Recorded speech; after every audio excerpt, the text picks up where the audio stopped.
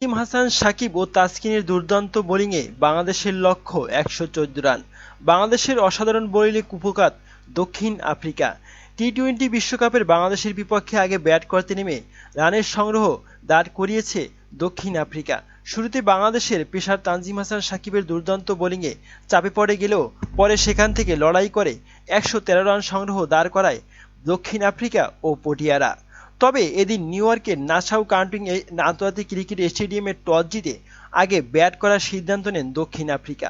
বোলিংয়ে নেমে পেসার তানজিম হাসান সাকিবের কল্যাণে উড়ন্ত সূচনা পায় বাংলাদেশ। প্রথম ওভারে রেজা হ্যান্ড্রিক্সকে গোল্ডেন ডাকে ফেরান তানজিম। তবে আরেক ওপেনার কুইন্টন ডি কক শুরু থেকেই দারুণ সব শট খেলে বাউন্ডারি হাঁকাচ্ছিলেন। নিজের পরের ওভারে ডি কককেও ফিরিয়ে দেন তানজিম। ১১ বলে ১৮ রান করে বিদায় নেন ডি কক।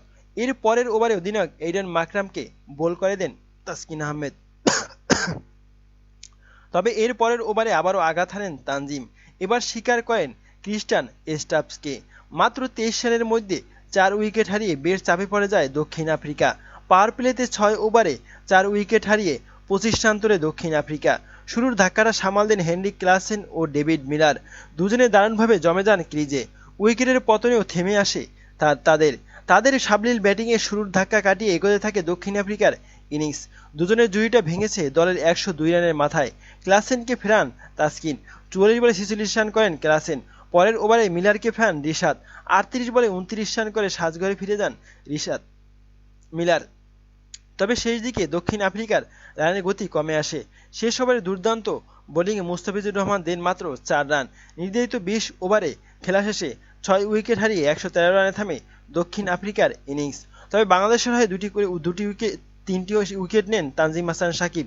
২টি উইকেট তোলেন তাসকিন আহমেদ ও রিশাদ হোসেন নেন ১টি উইকেট। প্রিয় দর্শক, আজকের ম্যাচে তানজিম হাসান সাকিবের বোলিংটা আপনার কাছে কেমন লাগলো জানাতে পারেন কমেন্ট করে কমেন্ট বক্সে। এবং আজকের ম্যাচে কে জয়লাভ করবে, বাংলাদেশ নাকি দক্ষিণ আফ্রিকা, এই বিষয়ে আপনার মতামত জানাতে পারেন কমেন্ট করে কমেন্ট বক্সে।